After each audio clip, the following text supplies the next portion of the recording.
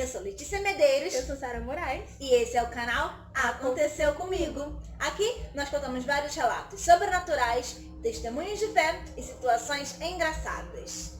E hoje é um relato bem diferente, um relato muito interessante, que eu quero que vocês ouçam com atenção, com cuidado. É um relato longo, já vou deixar aqui, né, Que de levem início. essa experiência para a vida de vocês como exemplo. Exatamente. Tá? Esse é um relato que a gente já leu. Sim, a gente precisou ler. Porque era necessário. Foi muito necessário a gente ler antes. E eu gostaria que todos assistissem até o final, de verdade, esse relato.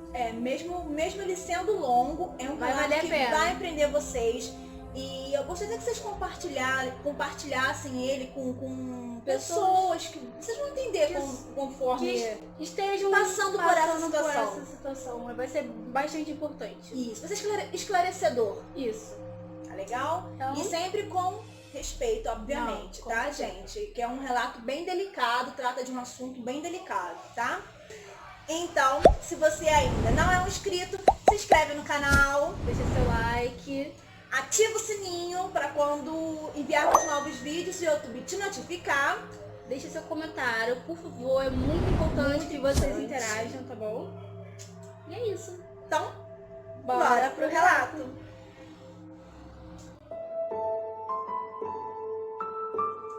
Esse relato é um rapaz que nos conta, tá?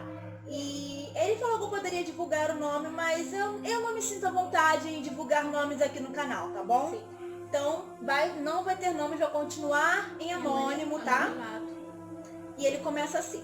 Primeiramente, eu gostaria de agradecer o espaço, agradecer por passar essa experiência que eu tive adiante, pois é algo que mudou minha vida e tem muita gente que não acredita.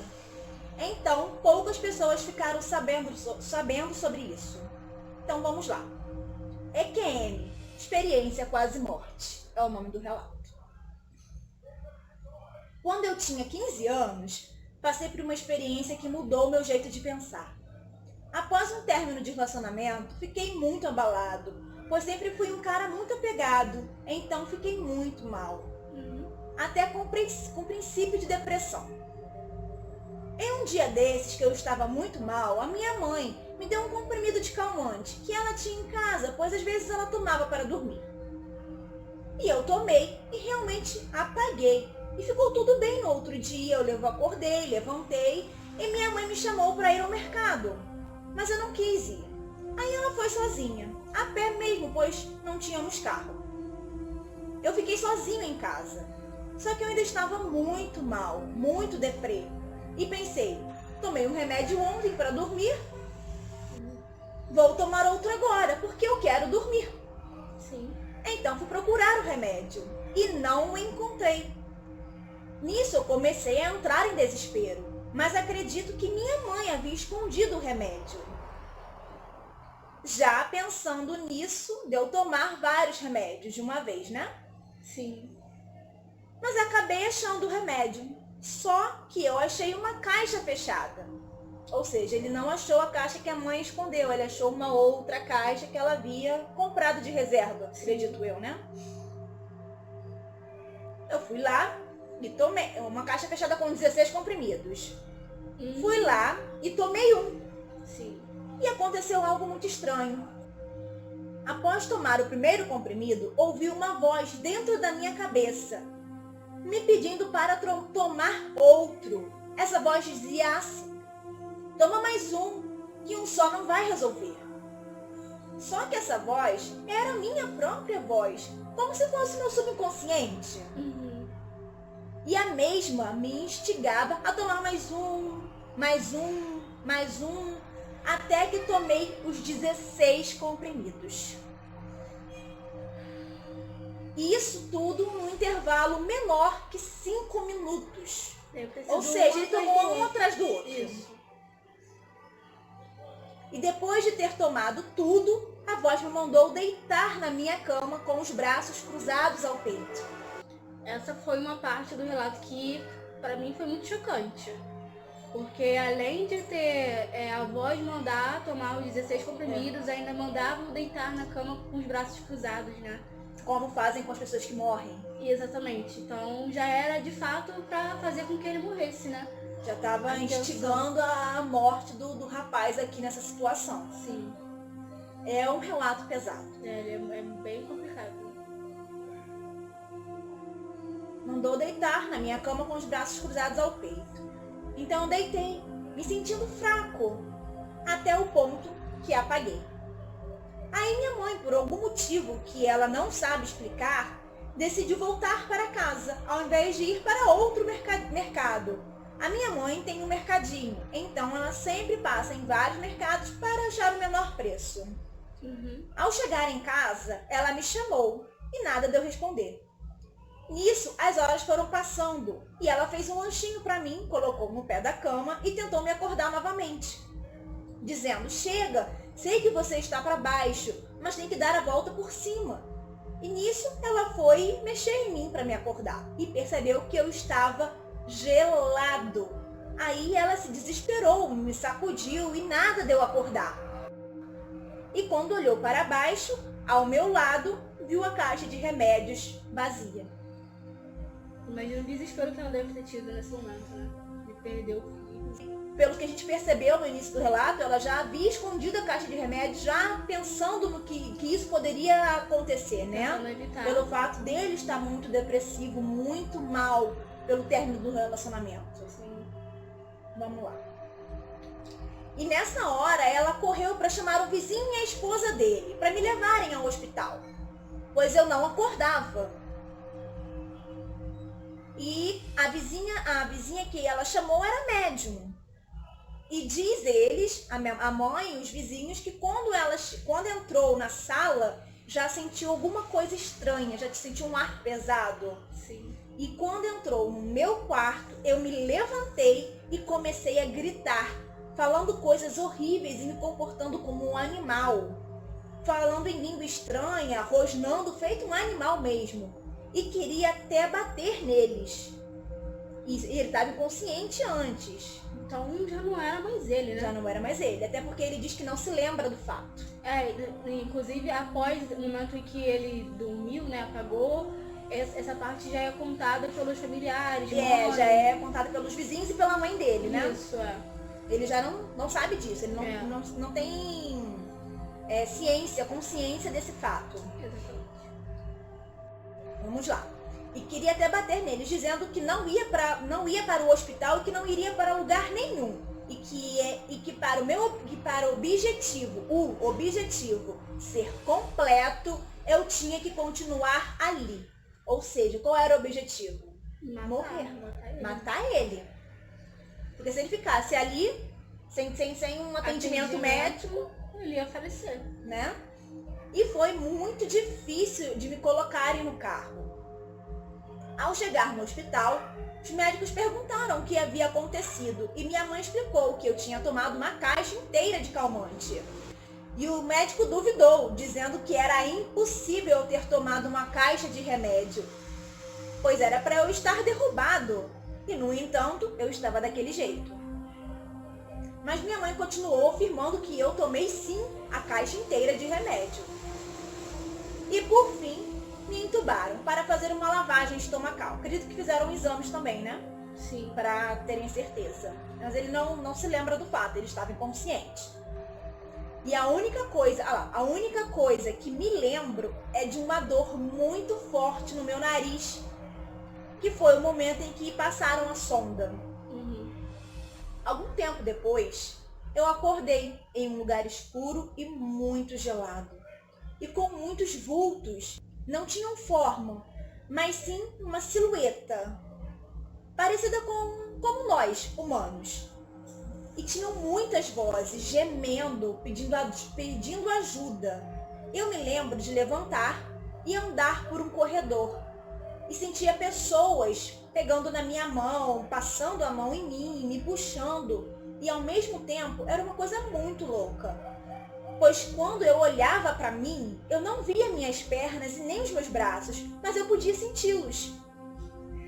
E no fim deste corredor, tinha uma coisa branca, parada, como se estivesse estendendo a mão, e me chamava.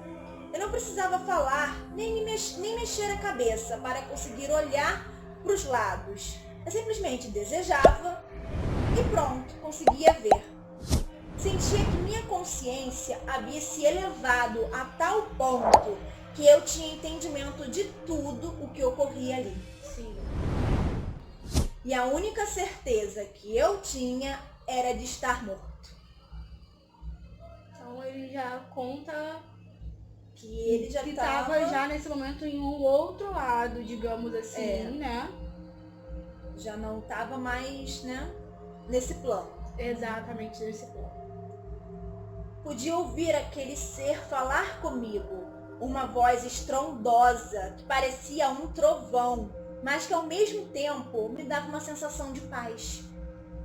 Que estava longe, mas ao mesmo tempo perto, como se estivesse em um fone de ouvido. E ele me falava para eu voltar, mas que eu devia me arrepender do que eu fiz, pois não era um direito meu tirar minha própria vida. E me disse que o destino de quem faz tal ato é ficar ali, como as outras pessoas que gemiam e gritavam pedindo ajuda. Disse também que o mal está do nosso lado, só esperando uma pequena brecha para agir em nossas vidas. Eu tentei seguir até aquela silhueta branca, pois eu não queria voltar, pois eu entendi que ele estava me mandando voltar para o meu corpo. Sim. E eu não queria isso. Eu queria ir para onde aquele ser humanoide alto e branco estava. Então eu disse, não, eu não vou voltar. Então o ser disse, você vai voltar, pois não tem escolha, não é uma opção. Não era a hora dele. Exatamente, não, a hora dele não havia chegado, então ele não tinha escolha. E quero que você conte sobre o que o ser humanoide continuou dizendo. E quero que você conte sobre o que aconteceu aqui a todas as pessoas que pensam em tentar contra a própria vida. Pois esse é o lugar dos suicidas. O nada, o vazio. E o ser foi desaparecendo e ficando tudo muito escuro. Comecei a ficar com medo e sentindo como se estivesse caindo muito rápido. E logo senti um impacto forte, como se estivesse caído no chão. E ouvi um estrondo, e esse barulho ecoa na minha cabeça até hoje. Esse estrondo, esse som, era como se os meus ossos estivessem quebrando. Deus muito forte. Olha, Você imagina, ele diz, experiência. e ainda dizer que esse som ainda ecoa, você imagina todas as vezes Você que ele se sentir lembra. como se... Você ouviu como se seus ossos estivessem se quebrando ainda até hoje. É. Pra você ver como foi real a experiência que ele teve. Foi quando eu acordei. Lembro que abri os olhos e não enxerguei nada. Então fechei novamente. E quando abri de novo, já tinha se passado 2 dias. E o médico disse que foi difícil me trazer de volta. O que eu não sabia é que tive 2 paradas cardíacas. E tiveram que usar um desfibrilador para me trazer de volta. Nesse momento, eu tive a ciência de que o momento do impacto pós-queda foi quando o desfibrilador esteve em contato comigo. Ou seja, quando ele sentiu que bateu no chão, foi o desfibrilador, né? Sim, sendo usado nele para trazer ele de volta. Trazer ele de volta à vida. Fiquei assustado por tudo o que o médico me disse e entendi o que aquele ser queria, que era passar essa experiência que eu tive adiante. Para as pessoas que têm esse pensamento suicida. E um detalhe muito importante, eu quero deixar bem claro, é que tive sequelas. Eu fiquei com arritmia cardíaca e isso limita meu corpo, pois me impede de fazer atividades físicas que antes eu praticava, pois meu coração não aguenta. E tive sequelas no meu espiritual também, pois ainda tenho pensamentos suicidas. Às vezes, ainda escuto essas vozes, principalmente quando acontece alguma coisa que me traumatiza. E eu começo a entrar em depressão novamente.